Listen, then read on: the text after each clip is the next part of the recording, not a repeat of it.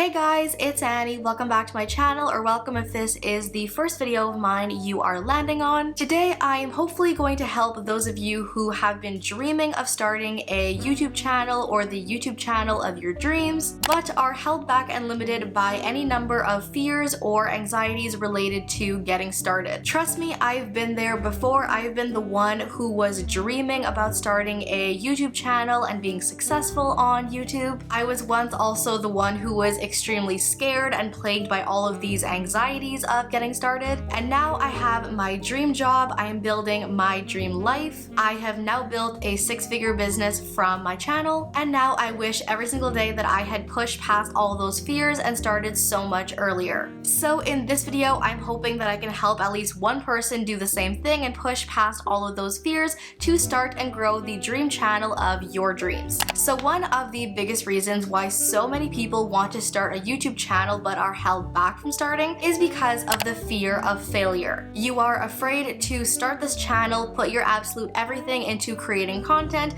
upload your videos to YouTube, and get like one view on your video. Let me be the first to assure you that starting and growing a YouTube channel is very much like learning to ride a bike. At first, you're unsure, you're a little unsteady, you might fall off your bike a couple of times. Then eventually you start to pick up some momentum, you find your balance, and before you know it, you're off and running the dream YouTube channel of your dreams. Once you've done a little bit of research and learning into how YouTube's algorithms and platform work, once you've done a little bit of experimenting with the platform and your own content, you've done enough experimenting to figure out what does and doesn't work, I can absolutely assure you that your first few uploads are going to be super awkward. You're not going to be the most confident. They're not necessarily going to be masterpieces that you upload and have blow up on YouTube. But then as you go along, little by little, you begin to learn what is and isn't working. You become a lot more sure and confident in yourself and your channel. And that is when you're really going to begin to see the momentum begin to pick up and pick up and pick up. And that is when you become a lot more successful. Just remember that a successful channel on YouTube is not defined by view count or subscriber counts, and really isn't defined by any one specific result, because we're all on YouTube trying to achieve different things and work towards different goals. So you might be starting a channel to get your music in front of more people, or maybe you want to drive traffic and customers to your already existing business. Maybe you're trying to make a little bit of side income for high school or college. It is absolutely going to range and differ from person to person, creator to creator. So keep all of your goals in mind and write out an actual physical plan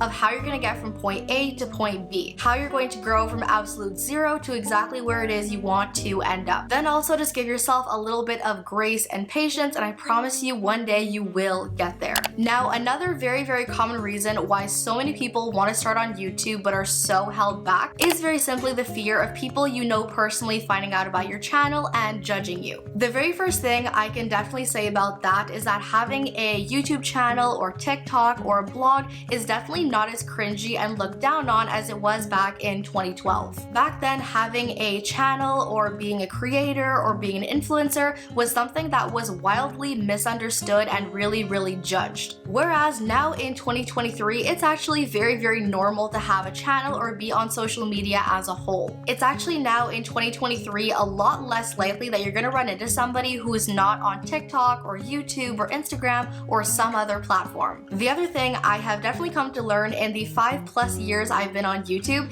is that usually about 9 times out of 10, when somebody is trolling you or bullying you or harassing you about being on YouTube or having a channel, usually it's because your success and your happiness is intimidating or threatening. Before I had this channel, I actually had a whole other channel in high school that I ended up deleting because so many people at school found out about it and harassed me about it. And now that so many people I went to high school with are aware that I do this, that this is my full-time job, that I've built a six-figure income and business by doing this full-time. I actually had somebody who harassed me about my channel back in high school reach out to me a little while ago, basically telling me that they are now interested in starting a channel and want to know how to be successful. Oh, how quickly the tables have turned. Usually about 9 times out of 10, being trolled or bullied or harassed for your channel is usually a really good indicator that you're on the right path and you're doing a lot better than you think, because all of your success and happiness is threatening. So really try to just alter and change your psyche and your thought process to just realize that now in 2023, being a YouTuber is nothing new or special or weird because pretty much everybody is on social media. You're just one of tens of millions of people who are on YouTube. And if anybody gives you flack for it or insults your content or laughs at you for having a channel, then laugh right back in their face and keep doing what you're doing. Again, it's usually a pretty good indicator that you're doing something right and you're on the right path. There is also this growing concern and fear that if you start a channel in 2023, then you are way too late to the game, which I can absolutely tell you, not only as a creator on YouTube, but also a viewer of YouTube, that I'm pretty much always looking for fresh content to subscribe to, and it's never too late to start. The really nice thing about YouTube's platform is that there really isn't any kind of competition, because any one of your subscribers could be subscribed to you and 100 other channels. A lot of people really want to get started on YouTube, but think that in 2023 there are way too many creators already out there and they have no chance of being successful. Well, I can definitely tell you that there are lots of people who thought that 2022 was way too late to get started, and then some people did start in 2022 and now it's their full-time job. I have a subscriber who literally started his channel last year and now it's his full-time job. As long as you have something to share with people, the really great thing about YouTube's algorithms and platform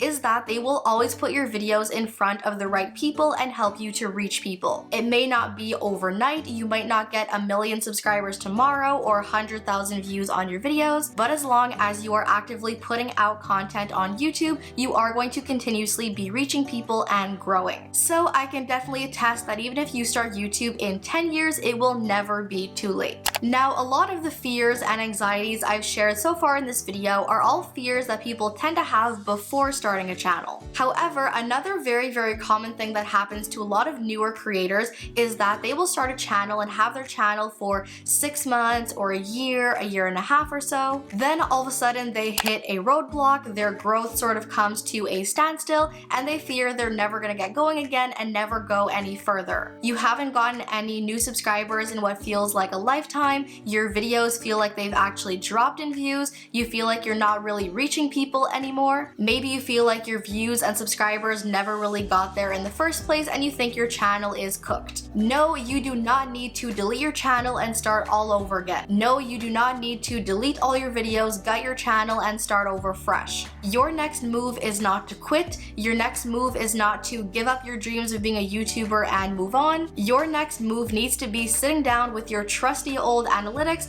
to take notes on what's working, what isn't, what's working against you, and what it is you need to change if you want to move further ahead. Maybe your videos are not getting enough audience retention, so YouTube isn't picking up your videos. Maybe you have really messy thumbnails or your titles aren't really clickable or enticing enough, which means you are not converting impressions to views and YouTube is not picking up your videos. Hitting a roadblock with your channel does not mean that all of your goals are dead and never going anywhere ever again. What it does mean is that you need a new approach. So whenever you hit a roadblock with your channel and it feels like there is no path going forward for you, then what it is you need to do is find a way around the roadblock. Get around that little obstacle that is in your course and build yourself a new course. I have seen so many times on YouTube where a channel was getting little to no subscribers or views, and then next thing you know, they just skyrocketed again. There is always going to be a new road ahead for you to find, you just have to be willing to look for it. But yeah, you guys, that is it for this video. That is everything I had to share with you guys about the most common fears and anxieties that is holding people back from starting on YouTube. As always, thank you all for watching. I hope you guys enjoyed.